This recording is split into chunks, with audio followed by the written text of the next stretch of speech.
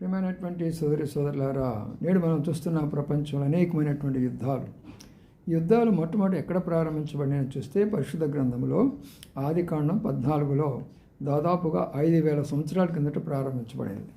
ఏముందంటే షినార్ రాజైన అమరపేలు, ఎల్లసార్ రాజైన అడియోకు, ఎలాం రాజైన కదుర్లమై, గోయల్ రాజైన తిదాలను వారి దినాల్లో వారు సుధమ రాజైన బెరాతోను, గోమర్ రాజైన బెర్షాతోను, అద్మా రాజైన సినాబ్తోను, సెబుల్ రాజైన షెబర్తోను, సోయర్ బల్సరాజుతో యుద్ధం చేసిరి.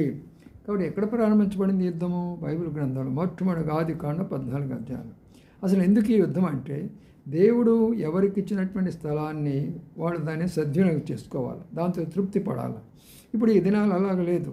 నీ స్థలం నాకు కావాలా, నీ రాజ్యం నాకు కావాలా, నీ యొక్క ఆస్తి నాకు కావాలనే ఉద్దేశంతో యుద్ధాలు వస్తున్నాయి. బైబిల్ సత్యం నమ్మండి.